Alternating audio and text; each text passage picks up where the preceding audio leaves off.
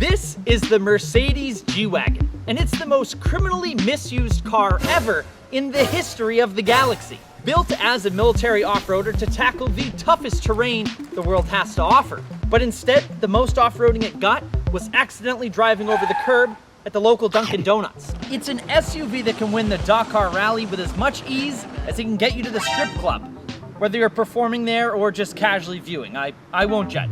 And this model I have the absolute pleasure of driving is the 1996 Mercedes G320.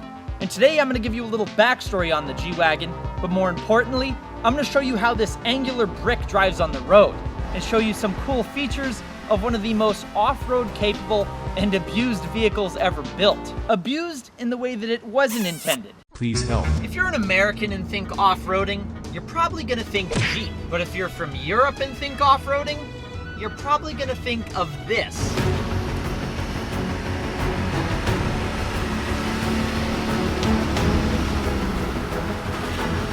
Mercedes G-Class or G-Wagon, short for Geländewagen, I think, translated from German as cross-country vehicle, is a Land Rover with a German accent. It was born out of a proposal for a military vehicle that, I quote, can drive over anything, in the early 1970s by the Shah of Iran, and built in cooperation between Mercedes and Austrian manufacturing conglomerate Steyr Daimler Puch. I'm so sorry I butchered that. It's Mercedes' answer to vehicles such as the Jeep Wrangler, Toyota Land Cruiser, and as I mentioned earlier, Land Rover. And fun fact, the first model of the G-Wagon was actually built out of wood, not clay like most manufacturers do. They probably used wood because of its shape. I could probably build one of these out of wood. It looks like the car that every child draws. Like, here's a picture that I found just from 15 years ago, and it looks just like it. Good, I know, artist was gonna be my second choice of career after YouTube. Starting in 1979, Mercedes offered a civilian version of the G to the public, dubbed the W460. And in 1980, Mercedes actually built a Popemobile for Pope John Paul II's first visit to Germany. How cool is that? You cannot tell me your Corolla was built as a Popemobile.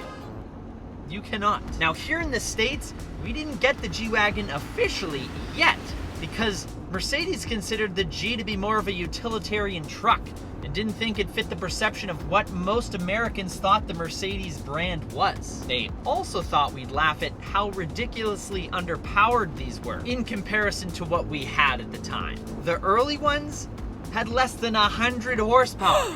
Yet weighed as much as a literal city. They were so heavy they could be registered as commercial vehicles. That guy in a little coat. Though during the 80s, gray market specialists brought some in. That's a long story for another time. There's plenty of other videos about that. But in 2003, Mercedes finally began importing G-Wagons to America. All G-Wagons came with four-wheel drive, solid axles, and 3 locking differentials. One of the few vehicles to have such a feature in the US, along with the Jeep Wrangler Rubicon and 80 Series Land Cruiser. And they're all body-on-frame designs with extensive underbody protection. Kind of like the underbody protection that I should have had on when I tried climbing this up a very steep icy hill. Similarly to the Toyota Land Cruiser, a used G-Wagon like this 96 model is just as capable off-road as a new one is. There's just a little tiny difference in the power category, just a little bit.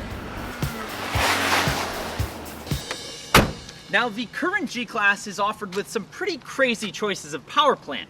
A 4-liter bi-turbo V8 producing 416 horsepower and 450 foot-pounds of torque, with the AMG G-Class pumping out 577 horsepower and 627 foot-pounds of torque. They weren't always so insane though, and this one's just a little bit more tame.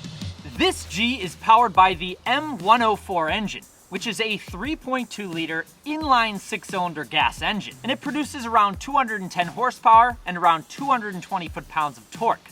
Now this is the same engine used in many Mercedes cars of the 90s, such as the 300 SE and the R129 SL sports car. And this one even has a few extra horsepower thanks to a full AMG side exit exhaust. And thankfully, it has just a little bit more horsepower than the 1985 G Wagon that I reviewed just a few days ago, that at 80 horsepower seemed just a little bit underpowered.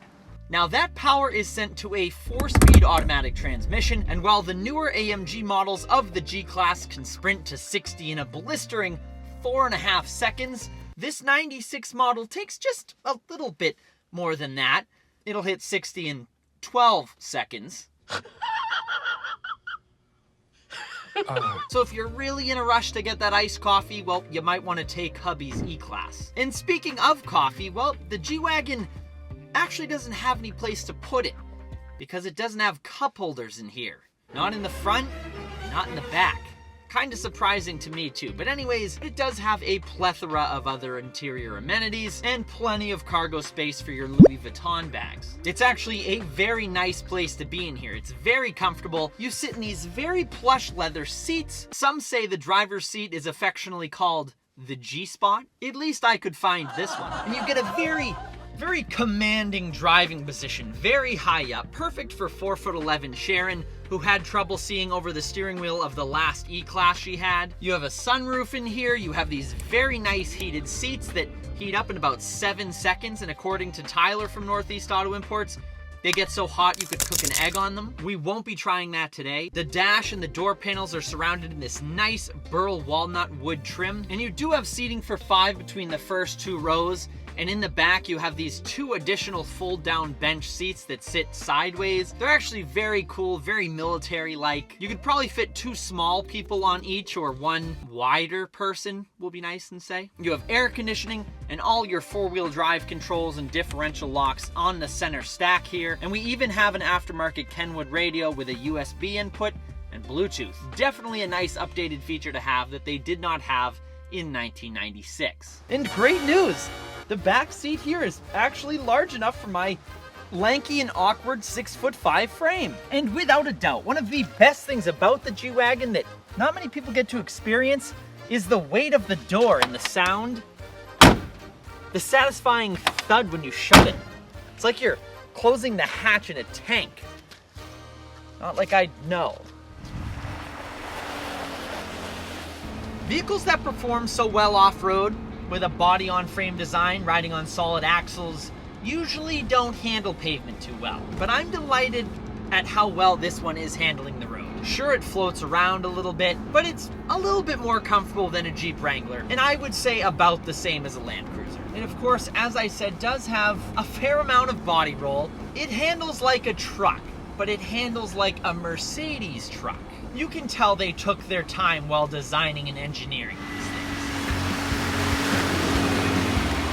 Even though as years pass, the G has become more of a luxury status symbol than an off-road beast. With the Beamer, now I want the Benz. The crazy thing is, they never lost any of their off-road capability. Mercedes could give these things rear-wheel drive and an open differential, and no one would even know. Yet the 2022 G-Class is just as capable off-road than ever. Regardless of how the G-Wagon is plagued with its misuse memes, it's actually a really good vehicle for a mirage of reasons. It's got that old world charm to it, it's got that military spec coolness, it's got the Mercedes prestige, and it performs well on and off-road. And another great thing, it's got that evergreen exterior design. It's hard to tell if one of these was built in 1980 or 2010. And that explains why prices stayed so high for these things. And if you're willing to pay that price, you have to ask yourself, what are you really gonna use this for? Off-roading? Excellent choice. Looking cool as you climb into it in some random parking lot? Say no more, James Dean. Making people jealous? Done. Sold. Save money on gas and maintenance? Probably not. And if you enjoyed this video, you're going to love this playlist of all sorts of other cool off-roaders like the 70 series and 80 series Land Cruisers that I've reviewed. So click right here, and thank you to my friends over at Northeast Auto Imports for allowing me to review this G-Wagon. But I will see you guys in the next one. Happy motoring. You